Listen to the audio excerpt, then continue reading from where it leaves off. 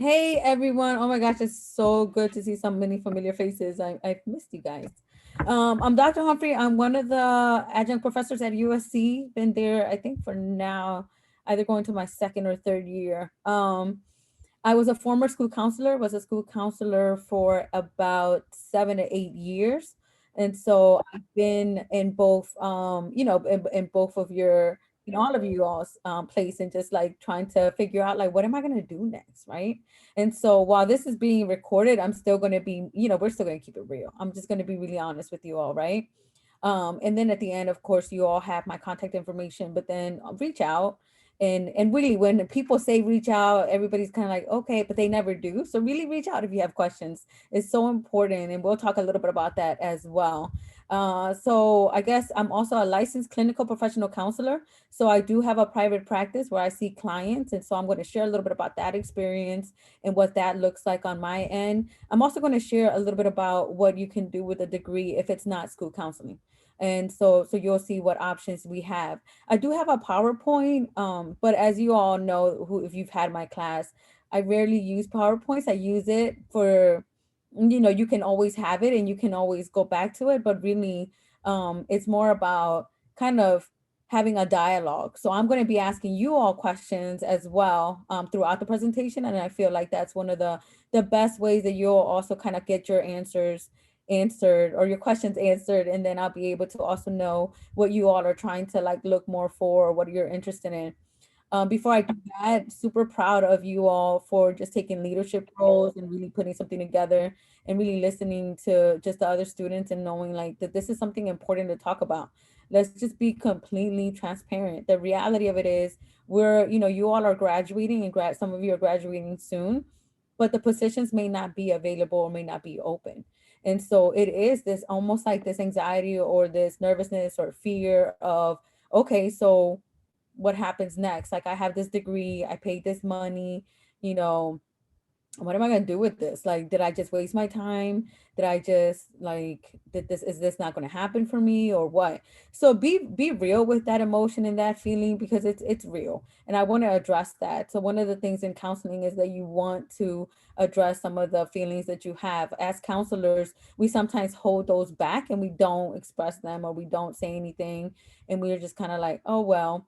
So make sure that you're advocating for yourself. There's so much more that you can do with this degree. If you're also in this field and you're like, I don't want to have nothing to do with children, like I actually don't like them. That's also fair and that's okay. Not all of us, are gonna like them or are gonna want to, work for them or whatever. But and so understand that with this master's degree, it is a K through 12. However, a lot of university and a lot of community college really take this degree. And so I'm going to share my screen just because I did put together this PowerPoint, but I'm going to kind of go in and out of it. So, but just so that you all can see that I actually put something together. She really put something together.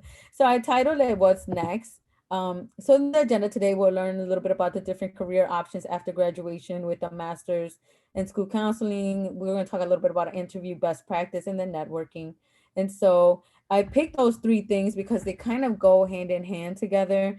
What you do with networking and how you get to meet people really, really puts you in the door. That then you're going to have to practice some interview skills and then you can make the decision of what you want to do afterwards. So what can you do with the degree in school counseling? So consultant for educational purposes. So let me go back to that. So one of the things that you all do that you know 504 plans, you know IEPs, you know all things special education. That is something that you all know and have been working on, IDEA. You also know FAPE. You also know, so these words. And if you're like, I have no idea what she's talking about, don't worry about it. What you will eventually know what that is. And what I'm saying is that what happens most of the time is that parents, especially of those of the marginalized community, need an educational advocate, and they will pay and they will even be covered. You can even work for school systems where you become an educational advocate, where you go to those meetings, you go to the IEP meetings, you go to some of these more more academic language meetings, right? Where a parent might sit there and be like, ¿Qué dijo? Like, what is that? An IEP? Like, ¿qué es eso? Like, what is that? I've never heard of that. So what you want to do is that you will then be the advocate to kind of go and make sure that the IEP is being followed, that it's an IEP that actually makes sense for the student.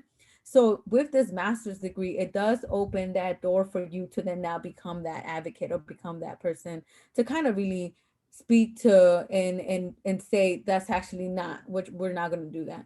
One of the things, and I think I've shared this story with some of you who are in my class, but my niece was in the sixth grade and she was struggling in school. And so my brother got called in to have a meeting with the school counselor. So he asked me to go, and I'm like, yeah, definitely. So and so when I got there, they were like, well, who are you? And I said to him, don't say I'm your sister, say I'm your advocate. So he was like, oh, she's my advocate. And so as soon as I sit down, he sits down. It was this like, I want to see her schedule. So I had not, and I'll say this, I had not looked at my niece's schedule. But when I looked at her schedule, I saw that she was in the ESL program, the English as a Second Language program. And my niece doesn't speak Spanish like at all. She like barely says buenos dias, like really doesn't really know Spanish. And so my question was, why is she in the ESL program? And the counselor was like, well, she really scored really low on her, on her reading and writing. So we were really concerned. So we figured we put her in the ESL program. So if her last name had been Johnson or Washington, would you have put her in the ESL program? Oh, at that point it was like, well, no, but we knew that, English is not her first language. It's her only language. It's her only language. So I don't know what you're talking about. Oh, well, we just knew that the child only speaks English. So not only will you take her out of the ESL program, but you will give her a reading specialist, and you will help her get back to her level. Now, of course, at that point, it was like, oh, okay. And then it was like, well, sir, do you, to my brother, well, Mr. Perez, do you? And he's like, she's my advocate. Why would I bring her and not listen to her? Like that, what she's saying, do it. But what's interesting to me is that my brother is literally like, we came here when we were like 3. So my brother, knowing, English and knowing how to advocate for himself, still looked at the school as the expert for his child, right?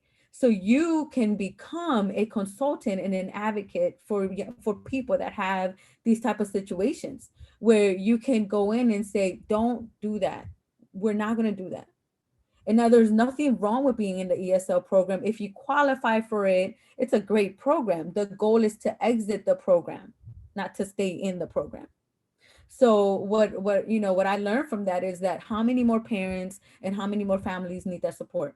So I found a nonprofit organization that was looking for somebody to be an educational advocate. And it would be somebody that will go into the school systems and really advocate for the young person to make sure that they're being placed in the correct classes, that they're being placed in the correct math, English, all of that. Now, this is the thing. For a lot of nonprofits and a lot of educational consultants, if you're doing it with nonprofits, you're looking at like maybe 40, 50,000, right? And for some of you, like, oh, wait, that's, that. But this is the thing. Understand this. That's one, like, you want to get your foot in the door. The idea is to start building clientele and to really get your name out there. Once you get your name out there, you'll be able to build on that. So everybody says this, you don't go into this field for the money. You don't. But the reality of it is, if you do this field right, you can get paid. And so you want to make sure that you start to also know what your value and what your worth is, right? And so don't also put it too low, that you won't get nobody, people are like, well, we can't afford that. But then also don't, do it too low where they're like, really, you're not getting paid anything, but also don't do it too high where they can't afford you. So that's important. I have some stuff in the chat. Yeah, and please feel free to put stuff in the chat, and that because we can go back and forth as a bilingual clerk. This happens all the time. Exactly. Nelly knows what I'm talking about. And so what we need is more people to be like, stop. We're not doing this. We're not going to keep doing this, especially to like the marginalized young people who don't deserve. Because let's understand this. Once you're in the ESL program, one, it's really hard to get out. And then two, you no longer get the options of the honors classes or the advanced placement classes, because now you're kind of labeled into this. And so you want to be mindful of that. Because parents talk other than English at home, the kids consider ELL. So what I tell parents all the time now is twofold. One, that you don't have to put that you speak another language on the registration form. And then two, you can also put on there and say, I refuse to get that service. And so you can refuse to get special education, and you can also refuse to get ELL. Anyways, they try to put me in ESOL for years because I came from Europe. I wish I had an advocate. See, Jenny's like, I wish that I had somebody to just kind of sit there and tell me, help me out. Absolutely. It is hard to get out because it is now based on the stupid test and the kids cannot pass. Look, you got me. This is being recorded. I hope y'all don't put no curse words. You see, I'm not even like reading it beforehand. I'm over here reading. I'm about to start cursing. So, but yeah, but so that's the thing. Like the reality of it is that there is no, you're okay. I'm just messing with you, Angela. Angela's like, this lady is crazy. I am. But the reality of it is that, right? Like that you have to understand that it is difficult to get, like once you're in these programs, it is difficult. They need advocates. So I said that whole speech just to say to you all, there is a huge need for that. If you work in the school system, there's a huge need, and nonprofits are they're looking for people with your background and your expertise to come in and really become advocates, especially right now. Like right now, we're getting ready to reopen schools and go back to like a semi-normal. All of our young people who failed are going to need advocates, are going to need somebody to say, hey, give them an opportunity to make up these grades or give them an opportunity to do more, because we were in a pandemic, right? And so they're going to need that.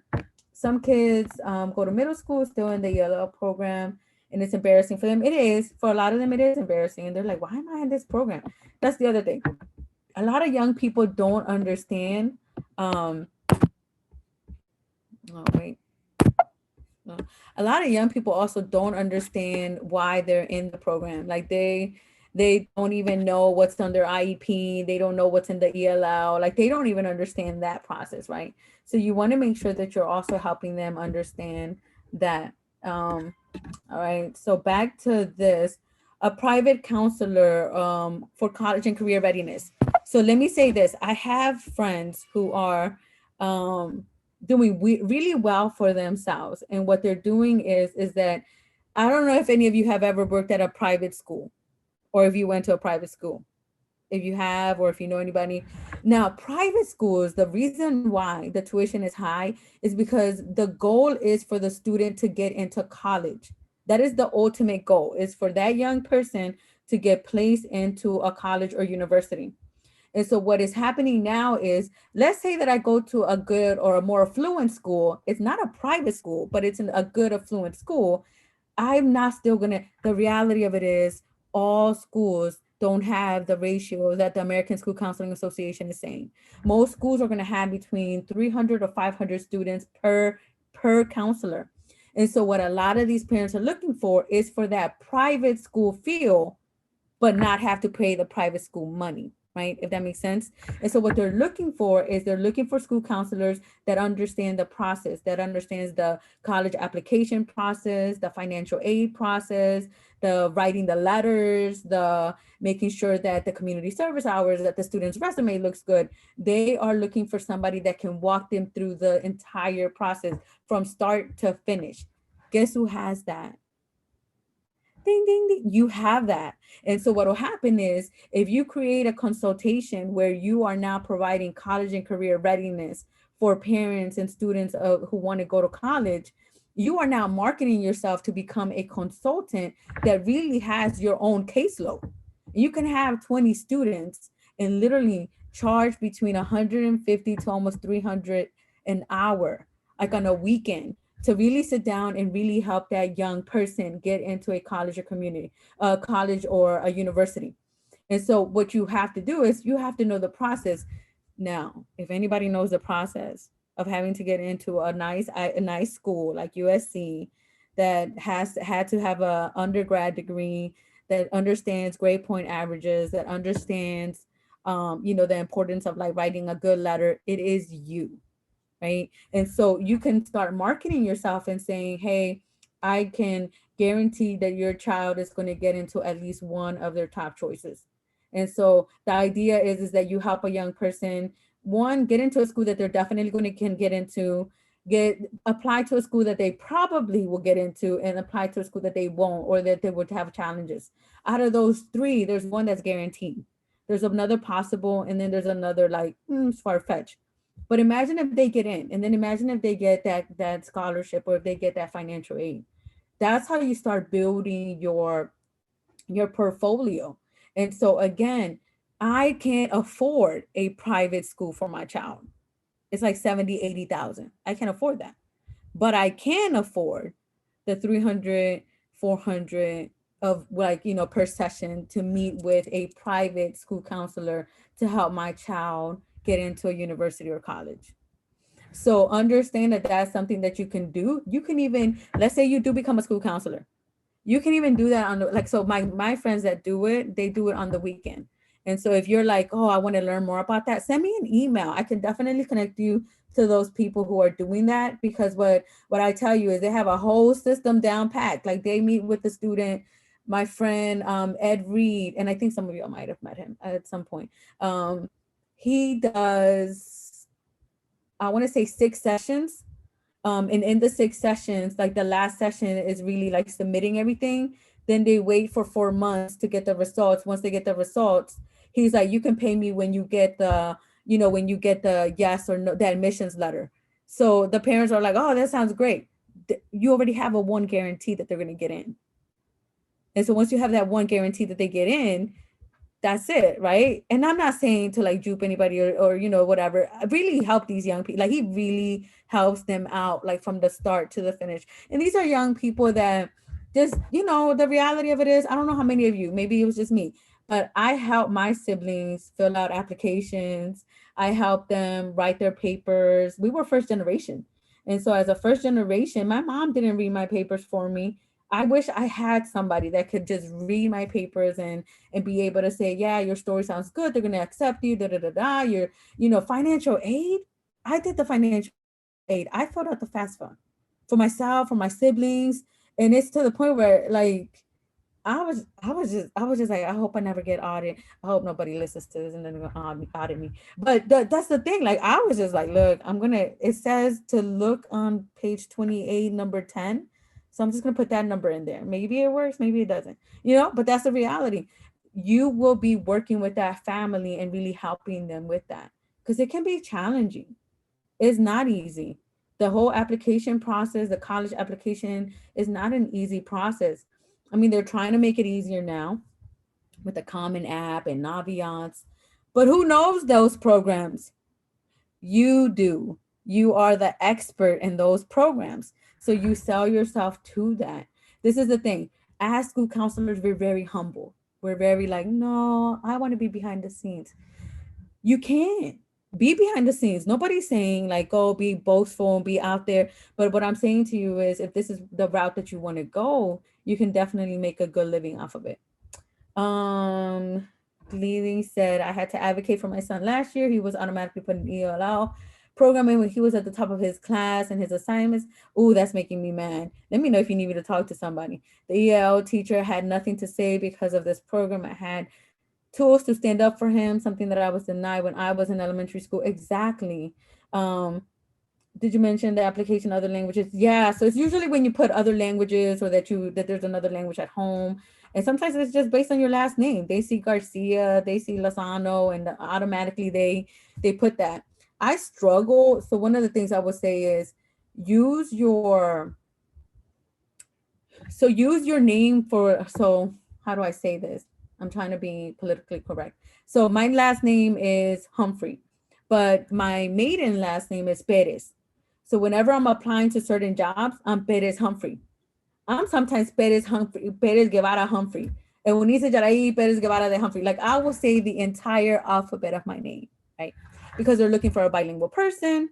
But I also know when just Dr. Eunice Humphrey, right? So it's one of these things where you have to, the system wasn't created for us, for people of color. So the reality of it is we sometimes have to create it for ourselves. And so knowing your rights and knowing how to help parents is really key. Um, so that's so important that you understand that it is going to be important for you to know how to navigate the school system, and no better person knows that than you. And so just know that, right? I think the imposter syndrome kicks in, where we sometimes also think like, nah, there's no way I'm good. No, there's no way that I know all that. You know it. You know it. This is a really good program. USC has created a really good program, a really good structure. It has put some really good key players in here that can really help you navigate through everything that you're going through and doing. So um, reach out, and you know it. So the other thing is a college advisor. And what is a college advisor? A college advisor pretty much is that, like, you will apply to work at a university or a college in their career counseling program. Every university, every college has a an office that is dedicated to college and career readiness. And so you do mock interviews, they go through resumes, you go through making sure that the student has the right credentials, that's meeting all the expectations. It's kind of like we have, or you all have one at USC, where you can just call and really just, hey, am I doing this right? Or am I taking the right courses? And you can also, there's also a writing lab, but there's also at USC, there is a whole dedicated department that if you wanted to send them your resume, if you wanted to like talk to somebody about interviewing, you can get that. And so that's another option. Like if you decide, hey, I don't necessarily want to work with K through 12, but I wouldn't mind still working with students, right? And these are grown adults, and you will work with them. But it's really like undergrad is almost like no offense to anybody, right? But it's really like 13th grade. Like they're completely lost, and they're completely like, this is my first year, my parents are not around, and you just have to like really help them and process and really walk them through. So it is kind of like working, they're just like high school, 13th grade. And so I would say, like, if that's a population that you want to work with, then definitely colleges and universities are looking at that and would be more than happy to to do that. International school counselor. Oh my gosh, this is so exciting. I was gonna send you this message. I'm meeting with one of my friends who is in Dubai right now. He's a school counselor at the American School of Dubai. I have my other friend who's at the American School of China, and then I have my other friend who's at the American School of Nigeria, and then I have another friend. Anyway, so I'm interviewing him and just kind of asking him questions like, how can a school counselor get into um, an international school? And so he's going to give me a little bit more information. But my understanding is this: let's say you apply to it. It's called like the American International School Counseling Department.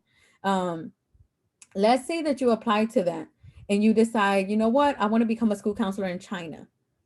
They will pay for you to move over there. They will pay for your rent wherever you move. They will pay for I mean, they literally will like help you for a whole year, is my understanding. And then I'll have more information. I interview him on Wednesday. So I'll send you, I'm gonna record it. So I'll send it to you all. And Khan and Jeremy, like I'll send it to you all so you can like share it with anyone. But what I wanted to know is what I wanted to do is oh, okay. So Gladys is saying my supervisor is leaving her position and going to work in Dubai. Yeah. So he's been doing really well. And so I will say this: if you're open to moving or relocating, they're always looking for American school counselors. And so if you are somebody who's like, look, I don't mind going to China, I don't have no problems, or I don't mind going to, Dubai or Nigeria or wherever. Like, if you're open to moving, this is a great move. Like they'll really hook you up for you to move over there, and then you get to work with a whole new culture. And so I feel like had I known that when I was younger, I probably would have taken it. Once I learned about it, I was kind of like, I'm set in my ways, right? But you all are young, you all are just coming coming out of school, and you might be interested. And so I would say it's something to look into. And that's the other thing. Let's say let me just be completely honest with you all. If you decide that you're willing to even move states, every state is looking for bilingual school counselors. So just like as an FYI, like one of the school counselors that works right now at my school, um, is a graduate from USC. So she was like, Dr. Humphrey, I'm moving East Coast. I'll let you know when I'm in town. And I was just like, oh, great. Congratulations. Good luck. Just whatever with my students. And she says, oh, I finished. I graduated. I'm applying. And I was like, oh, great. My school system is looking if you're interested. And she was like, yeah, but is your school looking? And I'm like, yeah, I mean, I can let the other admin know if they can interview you. So they interviewed her and they were just like, oh my gosh, she's amazing. She knows all of her stuff. She's great. So now she is a school counselor at the school. And the thing is, it's like, it's I love it just because I love to see her growth. Like she has really, you can really see like when she started off as a student and then seeing her now as like a full school counselor, it's just amazing. So I would say if you're willing to relocate, it's endless opportunities.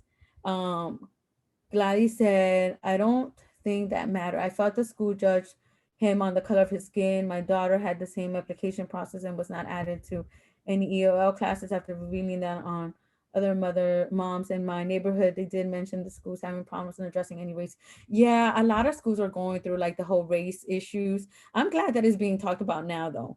Implicit bias, and there's just a lot of talk now on being more diversity inclusion. And so I would say definitely be or get comfortable with having those conversations, because those conversations are going to need to be had, especially for our young people of color. So the other thing is a behavior specialist. So what is a behavior specialist? So one of the things that you all are aware of and that you all know is PBIS, right? You also know restorative practice. You also know the MTSS. And if you're like, I have no idea what you're talking about, it's okay. um it's a lot of information, and if you're like, how does she remember? I did it for like 10 years and I'm still, I'm still in the works. So I would say when you think about a behavior specialist, they really focus on the behavior of the students. So every different school district causes something different. They'll call it behavior specialist, dean of student. What are some of the other ones that I've heard out there? It's just different things, but it's really, you just focus in dealing with or addressing behavior. And so one of the big things that's coming up right now is the whole trying to change the school to prison pipeline. And so what that means is that they're looking for people that are familiar with restorative practices. Restorative practice, the whole organization right now is looking for people to work for them. And so what they'll do is they'll train you on the restorative practice, and then they'll send you out to do trainings on other schools and school districts and school systems. Who better than you all? You all are familiar with restorative practice. You're familiar with how to use them in the school system and running circles and making sure that you're restoring relationships with students. You are familiar with PBIS, positive behavior intervention strategies. You all are familiar with the MTSS, the different like techniques, and RTI, the response to intervention. So you all are familiar with how to address behavior, right? Like one of the biggest things that we know as school counselors is that we address the root problem. We don't just look at the behavior and say, oh, that kid is just a bad kid. No, we want to know the why. Like, why are they behaving? Like, let's get to the root of the problem, because no young person wants to be labeled bad or annoying or mean. No young person, just as much as we don't, right? And so we want to get to like, why are they doing this, right? And then how can we help them? How can we intervene before it's a suspension or an expulsion? That's the other thing. In a lot of school districts, they have pupil personnel workers. And what a pupil personnel worker is, somebody who advocates for students to not get expelled. And so school counselors are usually the ones that they go to, because you all are familiar with advocating for young people to not go through the expulsion process, to not go through the court hearings, to not have to, go through that whole, school to prison pipeline. As soon as a young person gets expelled or once the suspension starts, it becomes very difficult for you to enjoy school anymore. And you start to kind of feel like, you know what, it's not for me, let me drop out. And what we know is, what studies have shown is that if a young man drops out and fails the ninth grade, like he's a repeat ninth grader, he's more than likely to also become a dropout. And so what you want to do is, who knows data more than you all? You are data gurus. And so I would always say is that that's something that you have going for you, that you can go back and say, the data shows that you need me. Because the reality of it is every school system needs a school counselor, or somebody who's able to advocate for students and using data, right? And so you want to be able to show the data that you want to dismantle or lower the school to prison pipeline, and that this is how you're going to do it. And so that's something that you can also do. So I'm now going to talk about, we talked about higher education, behavior specialist, college advisor. So that's kind of like, those are some of the options that you have. I mean, of course, there are other options that you can do with school counseling. Private practice is also something else. I mean, if you are interested in a private practice, I will say this. One of the challenging things that has happened right now at USC is that they don't have a pathway to licensure yet. Listen to what I'm saying. Yet. I know that there's a lot of advocacy and a lot of fight for it. But what you have in the degrees that you have, I would say try to find, if you're interested, right? This is the thing. Private practice is not for everyone. And you might say, oh, I don't know. I always say try it. As a school counselor, you're not necessarily doing clinical counseling. Because the school system is for instruction, and and so you got to send them back to class. But if you really are like, I really want to try the private practice and I really want to see if I something that I would like, really try to see if you can become licensed. And again, I know that in California and LA specifically, it's not as easy, but I will say this: once you become licensed in California, you're pretty much licensed in a lot of other states. California, Virginia, and Florida is very difficult to get licensed. But if you get licensed there, you can pretty much go to Georgia, Maryland, DC, Seattle, wherever, and they'll look at that and say, wow, your credentials are serious. This is all you have to do is fill out this application, you're good. Because I know that right now it feels like, oh my gosh, it's such a tedious process, but in the long run, it really opens the door for you to go anywhere in practice. So if you can push through, push through. I enjoy it. I would say most of my clients have been like with immigrant backgrounds, and most of them don't have insurance. And so I work through a nonprofit, and they get grants, and then from the grants, they look for counselors, and they consult, consultants, and so I'm like one of the consultants that works with them, and I see clients. Um, I would say it has been, especially during this pandemic, it has been both rewarding and also very difficult. My clients have just felt like they're alone, and a lot of depression, a lot of anxiety. And so I would say I love doing it because it keeps me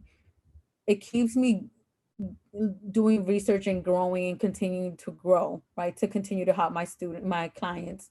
But if you're like, not really for me, then don't do it, right? But if it is, or if it's something that you're considering, then, yes. I would say usually you can go through the insurance. You can also do grayscale, where they kind of pay out of pocket and they pay what they can afford, and you have to look that up as to like what that amount is. And you can also just have your own set price, right? It could be like 100 or 150 an hour, based upon like what your fees are. But that's another route. But I wanted to just kind of, because I talk a lot and I talk fast, so I wanted to just pause for a little bit and see if you all had any questions about just kind of like what professions, before I go into the interviewing and then some networking. Are there any questions?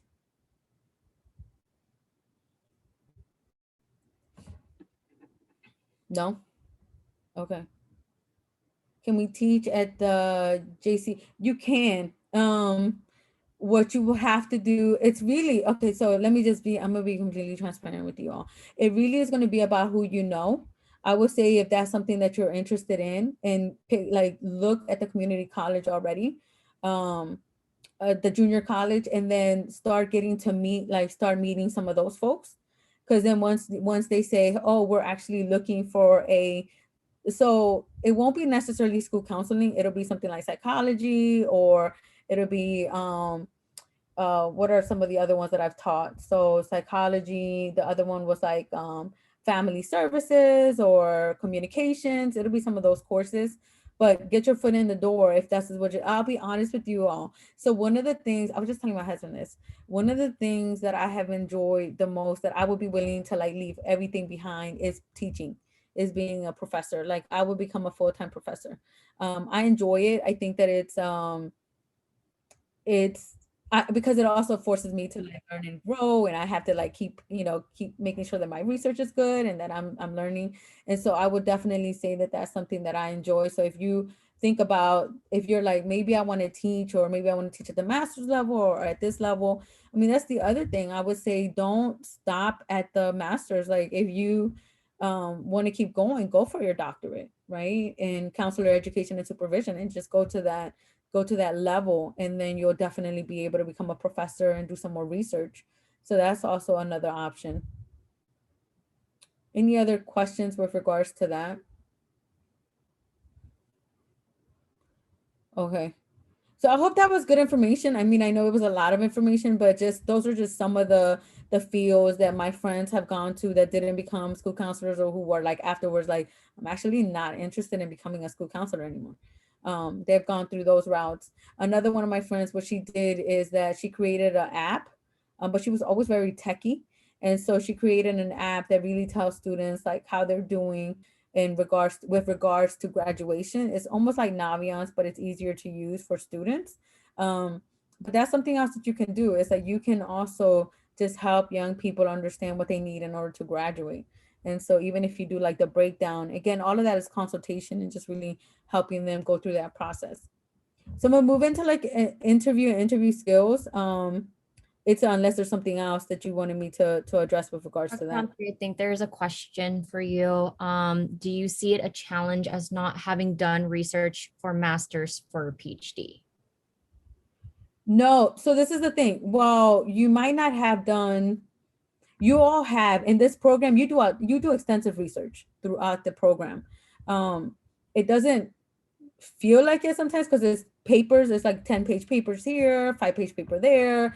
I would say this, the one thing that I would say with the program is that I would have you all kind of like pick during like the first course, pick the one thing that you're passionate about and use it in every course.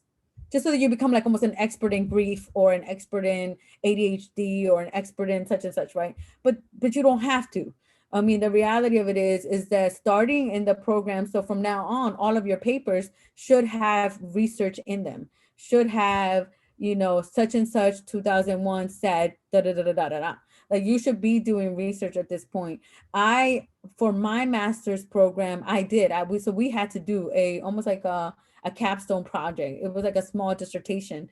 And so I did mine on it was a study looking at gang involvement and whether it was for ethnic identity or self-esteem.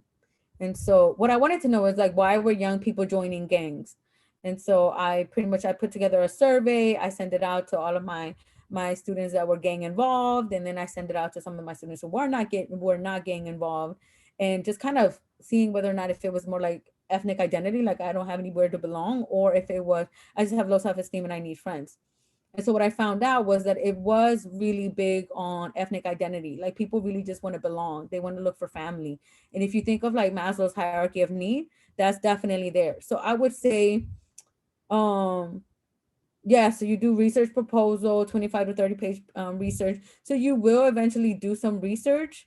I would say stick to it, like and starting the program, stick to like one thing that you're like interested in, and gather as much information on that one thing, because that'll definitely help you once you get, let's say that I could have continued the question that I had in my master's to my doctoral level, but I didn't. So yeah, no, Andrew, I'm glad you asked the question.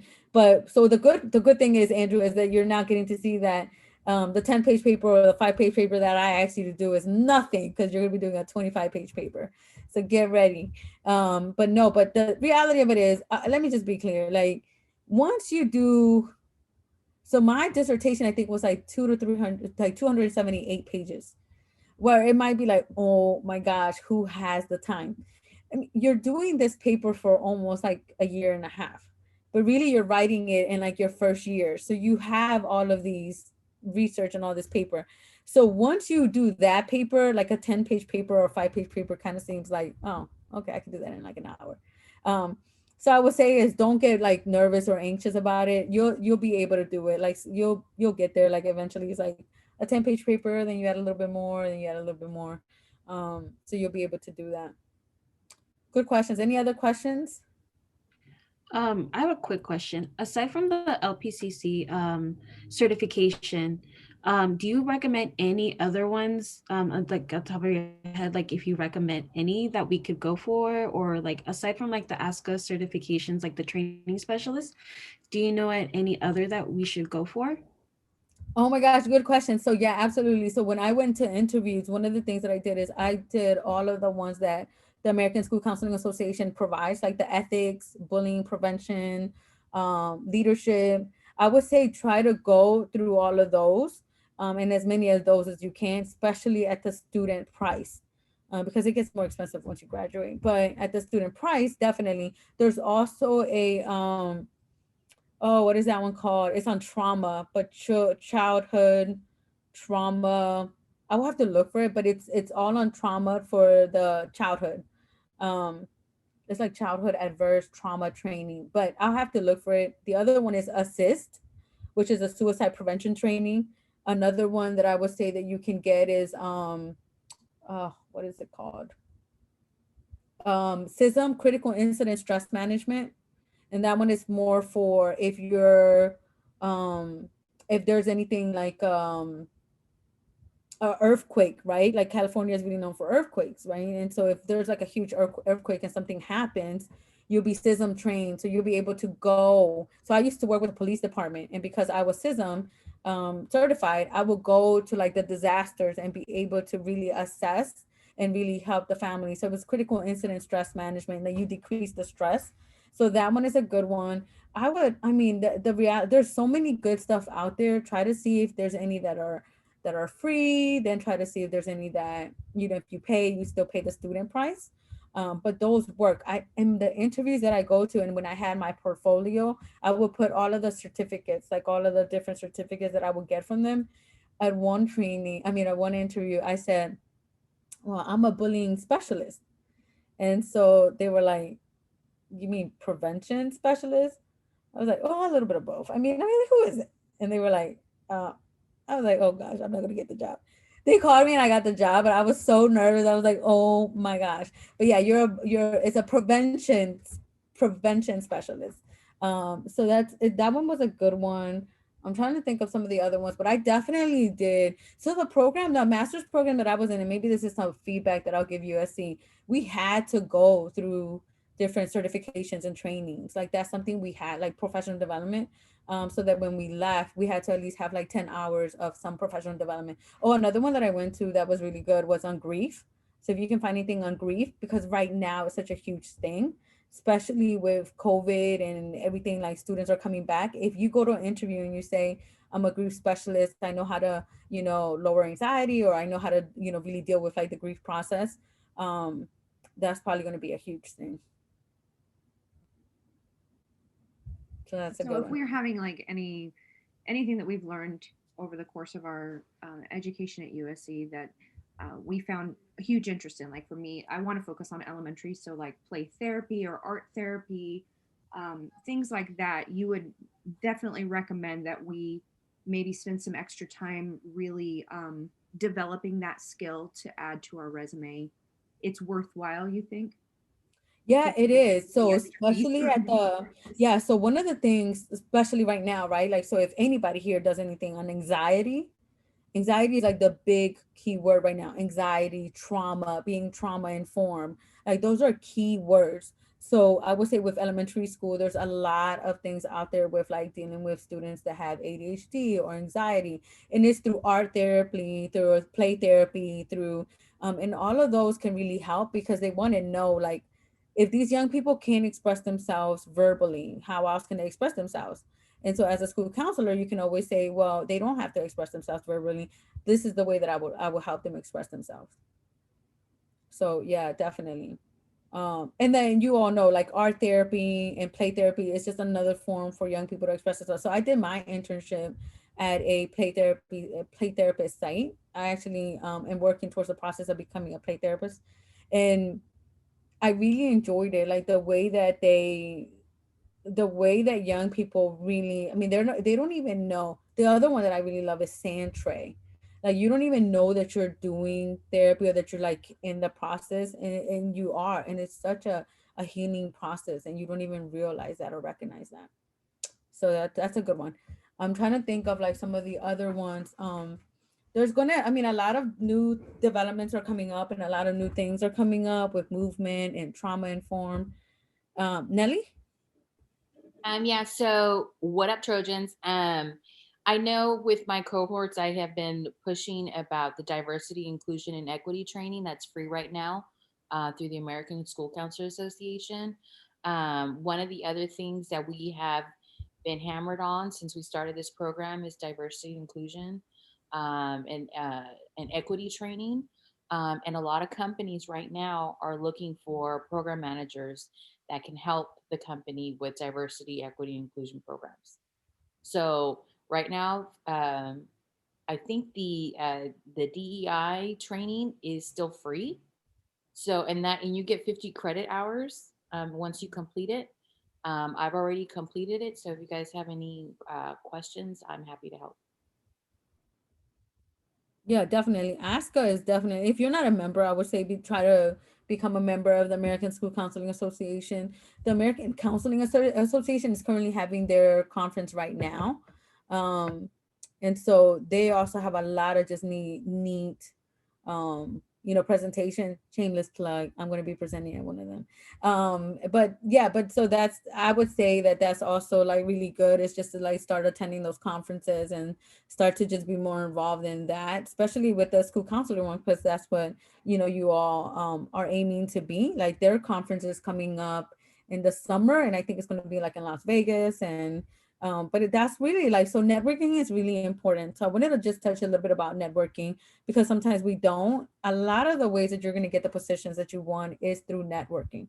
It's going through these conferences. It's having a nice business card, and it's really just putting yourself out there and being able to say, hey, I'm such and such, I'm an intern, or I'm a student at USC, but I'm graduating, and I will, and I'm looking for a position. And it's really just putting yourself out there, getting to know people. I would say, if there's a school that you're interested in, email the principal or the vice principal.